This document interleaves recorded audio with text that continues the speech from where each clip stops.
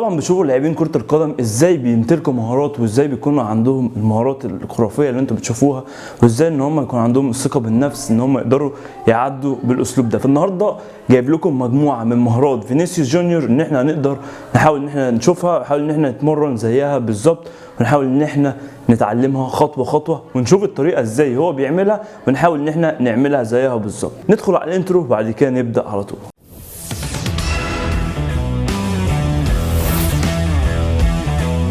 السلام عليكم، معاكم احمد سيد مدرب كرة قدم ومطور اداء اللاعبين. جبت لكم النهارده مجموعه مهمه جدا من مهارات فينيسيوس جونيور.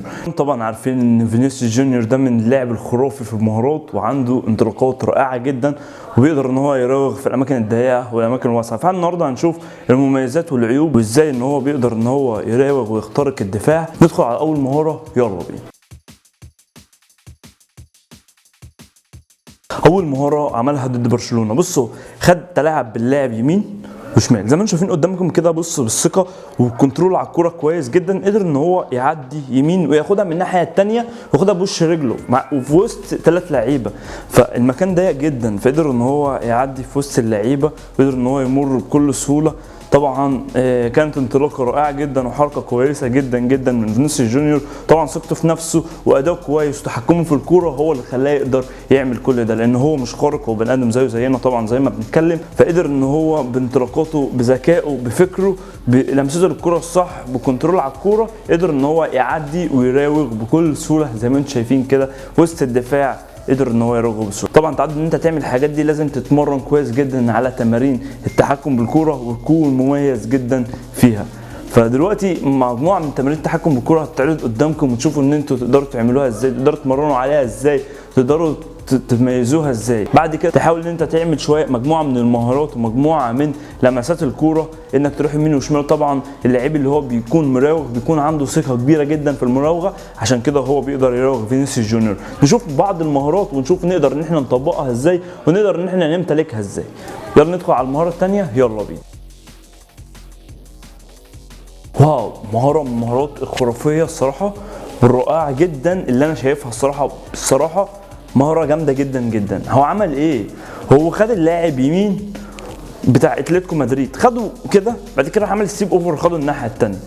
حاجه خرافيه، حاجه رائعه جدا، حاجه شغل فيها دماغه وقدر ان هو يستخلص الكوره وقدر ان هو يعدي. شاف ثغره معينه قدر ان هو يعدي منها، راح معدي منها على طول. فالصراحه شابوه وحقيقي للحركه دي، لان بجد قدر ان هو يعدي باسلوب ذكي واسلوب متطور واسلوب حديث واسلوب رائع جدا جدا في المراوغه. عنده كميه في المراوغه رائعه جدا جدا ان هو يقدر يعدي كده، ياخد اللاعب كده باسلوب خداع يقوم واخد ستيب اوفر او سيزر ويعدي الناحيه الثانيه.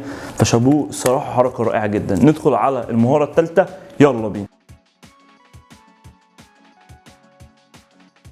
استلم الكوره ماشي في وسط مجموعه من اللاعبين، اللعيب جاي له كده واللعيب جاي له من الناحيه الثانيه، قدر ان هو يحطها بلمسه ويقوم لاعبها، يعني بوش رجله الداخلي لعبها كده وبوش رجله الخارجي حطها بين رجله وقدر الناحيه الثانيه وجري. في لعيب تاني غير كده يقدر يعمل ايه؟ يعملها كده بس ما يجريش، ما يكونش واثق ان هو هيعدي او هيجري من الناحيه دي، لكن هو عارف هو هيلعبها فين وازاي وامتى. فقدر ان هو يلمس الكوره يمين وياخدها بوش رجله الخارجي الناحيه الثانيه. فالصراحه قدر ان هو يعدي بطريقه مميزه جدا وبطريقه كويسه جدا جدا جدا، وقدر ان هو يراوغ ويعدي بيها. مهاره يستحق عليها التثقيف، يستحق عليها 100 نقطة على المهارة دي. الصراحة مهارة من المهارات الرائعة وكويسة جدا جدا جدا اللي أنا شفتها.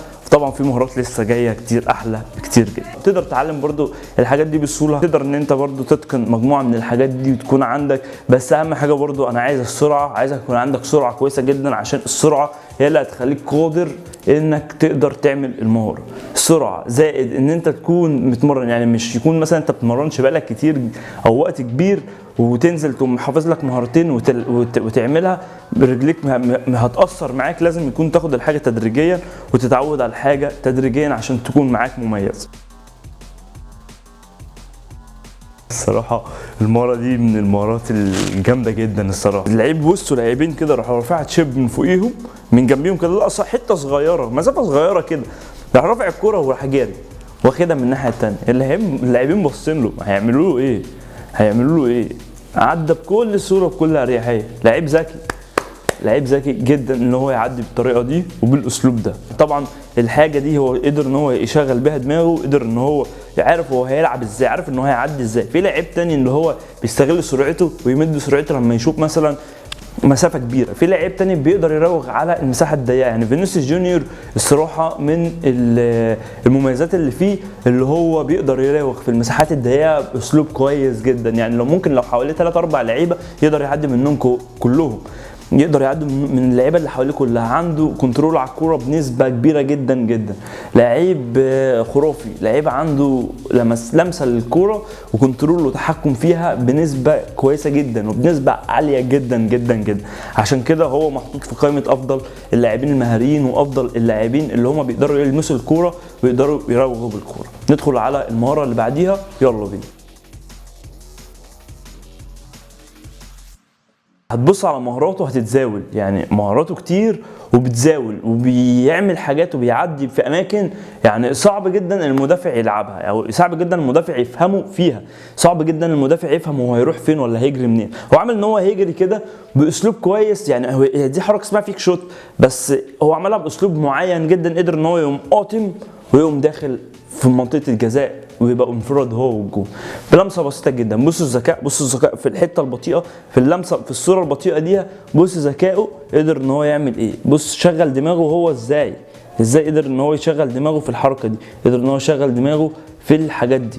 فالصراحه شابوه ليه، برافو برافو برافو برافو. ندخل على المهاره اللي بعديها، يلا بينا. بص بقى في المهاره دي عمل ايه، الكوره بصت له فاستلم الكوره وكان في لاعب مندفع ليه، راح حطها من جنبه وجري الناحيه الثانيه عشان ياخدها.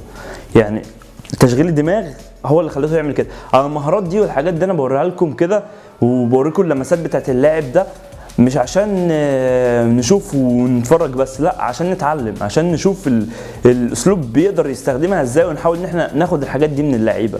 يعني بنشوف احسن الحاجات اللي هو بيعملها والطرق اللي هو بيعملها ازاي في المراوغه عشان نقدر ننفذها زيها لما الكوره تجيلنا في الملعب، ما نبقاش مرتبكين، ما نبقاش متشتتين، تمام، ما نبقاش بنعمل مثلا مره مرتين نسيب طول المرات ما بنقدرش نعمل حاجه.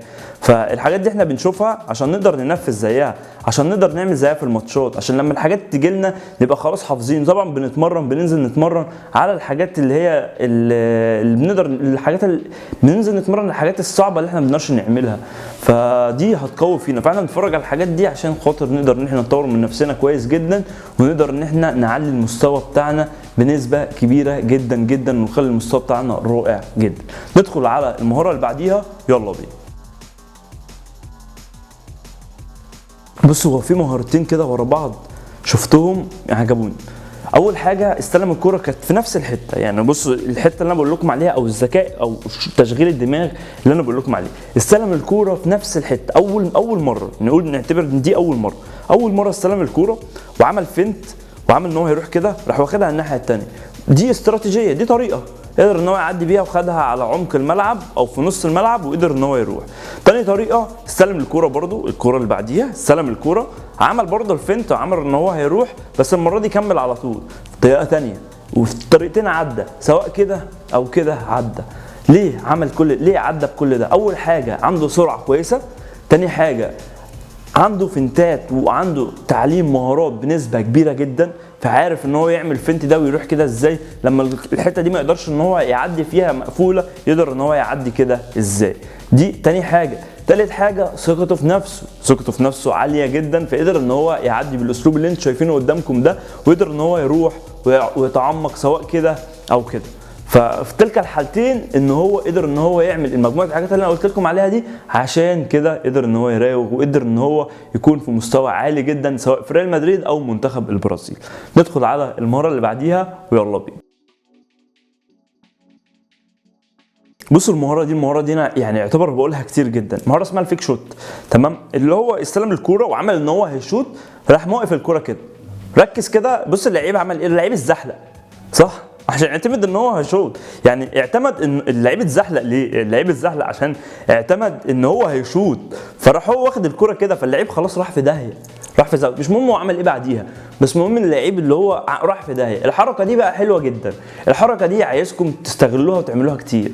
لو انتوا شغلتوا دماغكم على الحركه دي هتلاقيكم عملتوها كويس جدا، وهتلفت نظر اي حد يشوفكم ويسقف لكم ويقول عليكم ان انتوا لعيبه، بسبب اسلوب بسيط جدا تقدر تشغل فيه دماغك. هو استراتيجيه لعب، انت فاهم، تقدر تنفذها تبقى كويس، تبقى عالي جدا جدا جدا.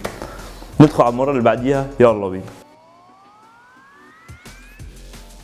دي بقى اللي بتكلم فيه، اللي هو استخدام السرعه. لما الكره اتبصت له كان في لعيب جنبه، واللعيب ده يعتبر يعني كان ابعد منه سنه، فهو طول الكره او ساب الكره تفوت وراح بسرعته، قدر ان هو يعدي الباك عشان هو اسرع، فعنده الثقه ان هو يروح، اللاعبين بيجروا فهو خطوات رجله اسرع، فقدر ان هو ينطلق وقدر ان هو ياخد الكره قبليه وراح، عشان الاثنين في نفس الخط، لمس الكوره على الخط وقدر ان هو يروح. فسرعتك هتديك الثقه، تمام. لكن لو انت ما عندكش اي حاجه من الكلام ده وعندك الثقه ملهاش لازمه، تمام. فكل ده بيبني لك ثقتك في نفسك. اهم حاجه هتطور السرعه والمهاره، وانك يكون عندك الثقه في النفس. طبعا ده كله ان انت بتعمل العامل الذهني في دماغك، ان انت بتشغل ده كله في دماغك، تمام. بتشغل دماغك في كل الحاجات اللي انا بقول لكم عليها دي، عشان خاطر تبقى لاعب كويس جدا، ولاعب في مستوى احترافي عالي جدا جدا جدا زي بقيه اللعيبه اللي احنا بنشوفها. وبكده خلص حلقتنا، يا رب ان هي تكون نالت اعجابكم. لو الحلقه دي فادتكم بشيء اعمل لايك وسبسكرايب للقناه، وده حسابي على الانستجرام تقدر تخش عليه، لاني بضيف فيه حاجات وبنزل فيه حاجات جديده جدا، او حاجات ما بنزلهاش في القناه هنا. فكده خلص حلقتنا، اشوفكم فيديو جديد باذن الله، والسلام عليكم.